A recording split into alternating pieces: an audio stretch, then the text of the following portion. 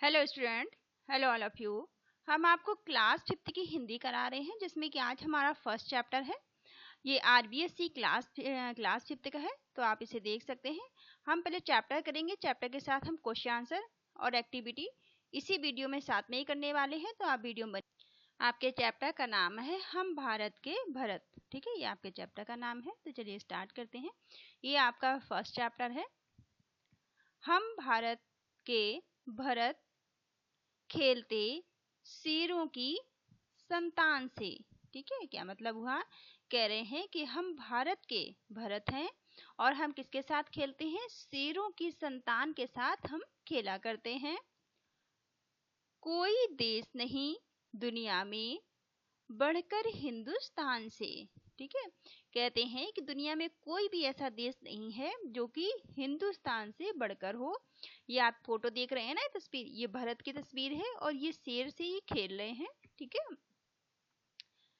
इस मिट्टी में पैदा होना बड़े गर्व की बात है। ठीक है, कहते हैं कि इस मिट्टी में, जो हिंदुस्तान की मिट्टी में हम पैदा हुए हैं, ये हमारे लिए बहुत ही गर्व की बात है। हम सबके लिए बहुत ही गर्व की बात है। साहस और वीरता अपने पुरखों की सौगात है। ठीक है, पुरखों की सौगात क्या बताई है? साहस और वीरता। ठीक है, हमारे देश में कितने साहसी और कितने वीर लोग हुए हैं जिन्होंने देश के लिए बलिदान दिया है, अच्छे कामों के लिए बलिदान दिया है ना। तो हमारे यहाँ बहुत ही साहसी और वीरता जो है वो पुरखों की सौगात है, पुरखों का दिया हुआ है। तो ये बात कौन कह रहा है? ये भारत के भरत कह रहे हैं। बड़ी बड़ी ज्वालाओं से कम नहीं यहाँ चिंगारियां। कहते हैं बड़ी बड़ी ज्वालाएं, ठीक है, बड़ी बड़ी ज्वालाएं होती हैं, इनसे कम नहीं है हमारे यहाँ की चिंगारियां। कांटे पहले फूल बाद में देती हैं फुलवारियां। जो हमारी फुलवारियां हैं उनमें पहले कांटे आते हैं और बाद में फूल आते हैं। कभी दहकते कभी महकते जीते मरते शान से। कह रहे हैं कभी हम दहकते हैं तो कभी महकते हैं और शान से हम जीते मरते हैं। कोई देश नहीं दुनिया में बढ़कर हिंदुस्तान से। हिंदुस्तान से बढ़कर दुनिया में कोई भी देश नहीं है। कूद समर में आगे आए जब भी हम ललकारने। उगती दांतों तले उंगली दांतों तले दबाई अचरज से संसार ने। कहते हैं कि जब भी हम कूद के सामने आए हैं तो पूरी दुनिया ने अपने दांतों तले उंगली दबा ली है। हमारे साहस और हमारी वीरता के सामने दुनिया ने दांतों तले उंगली दबाई है। सदियों से बनते आए हम पन्ने इतिहास के। ठीक है, आपने इतिहास से पढ़ा होगा कि हमारे देश में कितने वीर लोग हुए हैं, कितने साहसी लोग हुए हैं, है ना। उनके वीरता और साहस की कहानियां पढ़ी हैं। तो वही बताते हैं कि सदियों से हम जो हैं वो इतिहास के पन्ने बनते आए हैं। त्याग और बलिदान हमारे व्रत हैं 12 मास के। कहते हैं कि त्याग और बलिदान जो है ये हमारे क्या है? व्रत हैं जो 12 मास के हैं।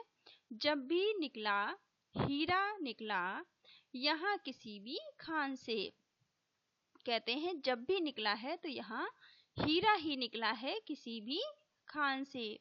कोई देश नहीं दुनिया में बढ़कर हिंदुस्तान से। हिंदुस्तान से बढ़कर दुनिया में कोई भी देश नहीं है।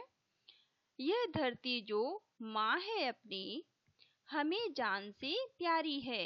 कहते हैं जो हमारी धरती माता है वो हमें जान से भी ज्यादा प्यारी है। हर बालक के जिम्मे इसकी चौकस पहरेदारी है। कहते हैं कि ये हर एक बालक की जिम्मेदारी है कि अपनी धरती माता की रक्षा करे। बोलो मेहनत खूब करेंगे कठिन परीक्षा आई है। ठीक है, खूब परीक्षा करें, परीक्षा आ गई है तो हमें खूब जम के मेहनत करनी है। आप भी बच्चे हैं तो आपका भी काम क्या है कि आप अच्छे से पढ़ाई करें और परीक्षा में अच्छे से अच्छे नंबर लेकर आए। ठीक है। माँ का दूध पिया जो है, सौगंध उसी की खाई है। इसी उम्र में परिचय पाले, हम श्रम से बलिदान से। कहते हैं हम इतनी मेहनत करें, इतना श्रम करें कि हम अपनी पहचान बना लें। इसी उम्र में हमारी पहचान बन जाए, हमें इतनी अच्छी तरह से मेहनत करनी चाहिए। कोई देश नहीं दुनिया में बढ़कर हिंदुस्तान से, और हिंदुस्तान से बढ़कर दुनिया में कोई भी देश नहीं है। ठीक है। तो ये आपकी छोटी सी स्टोरी थी। अब इसके जो भी क्वेश्चन आंसर एक्टिविटी हम करेंगे उससे पहले हम देख लेते हैं शब्द और अर्थ। ठीक है। ये आपको अभ्यास करना है। जैसे संतान, संतान का मतलब क्या होता है? औलाद। ठीक है। जो बच्चे होते हैं उन्हें संतान कहते हैं। सौगात का मतलब क्या होता है? भेंट या फिर उपहार। सौगात कहते हैं भेंट को या फिर उपहार को, गिफ्ट को, तोहफे को। पुरखों, पुरखों कहते हैं बुजुर्गों को, जैसे कि आप यहाँ आपके दादा दादी, नाना नानी हैं। ठीक है। उन सबसे अच्छी अच्छी बातें सीखने को मिलती हैं। ठीक है। जो उनके जीवन के अनुभव हैं, अच्छे अच्छे जो उनके अनुभव हैं वो आपको बताते हैं। ठीक है। तो पुरखों का मतलब होता है जो बुजुर्ग होते हैं हमारे घर में। दहकना, दहकने का मतलब होता है दुखी होना या तपना, धधकना। ठीक है। दहन होने का मतलब दुखी होना भी होता है, तपना भी होता है, धधकना भी होता है। समर का मतलब होता है युद्ध। ठीक है। समर का मतलब क्या है? युद्ध है यहाँ पे। अचरज का मतलब होता है आश्चर्य। ठीक है। व्रत कहते हैं संकल्प लेना, नियम या उपवास। ठीक है। व्रत का मतलब केवल भूखे रहना नहीं होता है। व्रत का मतलब किसी भी चीज के लिए दृढ़ निश्चय होना होता है, संकल्प लेना होता है। जैसे कि आप बच्चे हैं तो आपका संकल्प क्या होना चाहिए कि आपको अच्छी से अच्छी पढ़ाई करनी है और अच्छे नंबर लाने हैं और अपनी एक अलग पहचान बनानी है। ठीक है। चौकस पहरेदारी, चौकस पहरेदारी का मतलब होता है सावधानी के साथ रखवाली करना। ठीक है। सावधानी के साथ रखवाली करने को कहते हैं चौकस पहरेदारी। उच्चारण के लिए अब यहाँ पे कुछ शब्द दिए गए हैं जिन्हें आपको बोलकर उच्चारण इनका सही करना है। जैसे कि व्रत, ठीक है, पुरखों, ज्वालाओं, श्रम, हिंदुस्तान, सौगंध और चिंगारियां। तो इन्हें आपको बार बार बोलकर देखना है। अब यहाँ पे सोचें और बताएं। ठीक है। भरत किससे खेलते थे? ठीक है। तो भरत किससे खेलते थे? हमने देखा कहानी में कि भरत जो थे वो शेर से खेलते थे। तो आप क्या लिखेंगे उत्तर में? उत्तर आप लिखेंगे इसका, भरत शेर के बच्चे से खेलते थे। ठीक है। वीडियो रोक के लिख लीजिएगा। दूसरा क्या है? पुरखों की सौगात क्या है? तो पुरखों की सौगात हमने देखा था क्या थी। तो आप लिखेंगे पुरखों की सौगात साहस और वीरता है। ठीक है। हमारे जो बूढ़े बुजुर्ग होते हैं घर में वो हमें साहस और वीरता का पाठ पढ़ाते हैं। ठीक है। हमें हर एक मुश्किल का सामना साहस से और वीरता से करना चाहिए। तीसरा है हमें जान से प्यारी क्या है? तो हमें जान से प्यारी क्या है? हमें आप लिखेंगे हमें जान से प्यारी भारत माता है। ठीक है। जान से प्यारी क्या है? भारत माता है।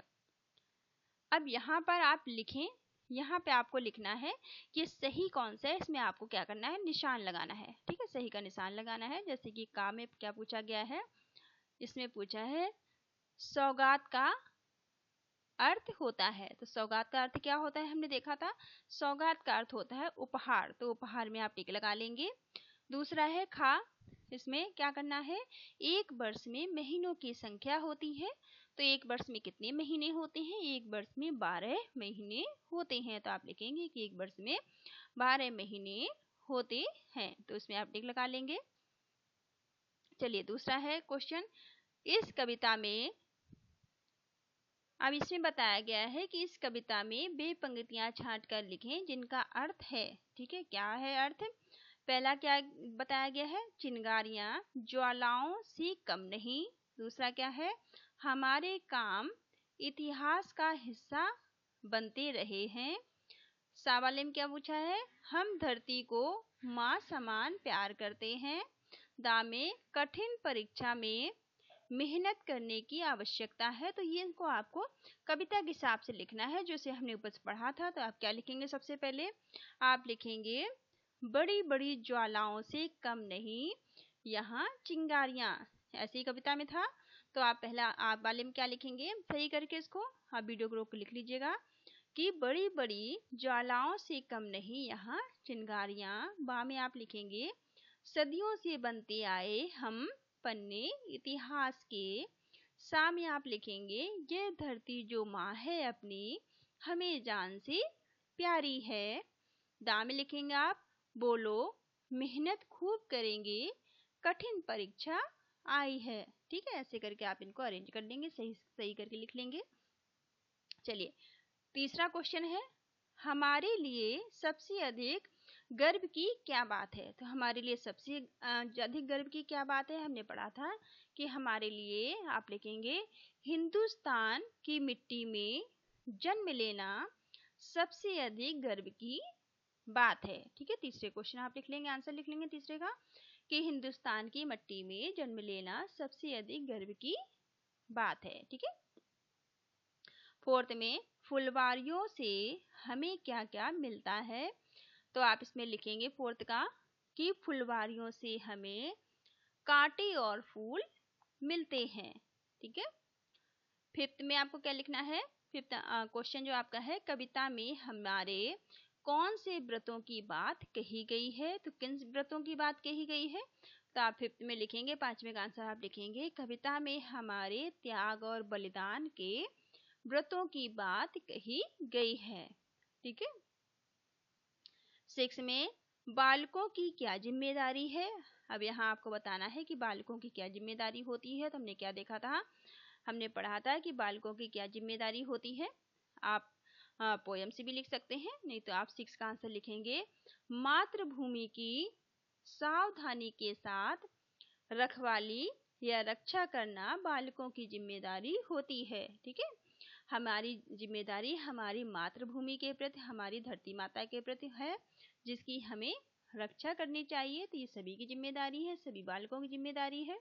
ठीक है, सातवां है इतिहास के पन्नों में लिखी हुई कौन सी बातें हैं। ठीक है, तो इतिहास के पन्नों में क्या क्या लिखा हुआ है। तो आप इसमें लिखेंगे इतिहास के पन्नों में ये बातें लिखी हुई हैं कि शत्रुओं से युद्ध करने के लिए जब भी हम युद्ध क्षेत्र में जाएं तो सारा संसार आश्चर्यचकित रह गया।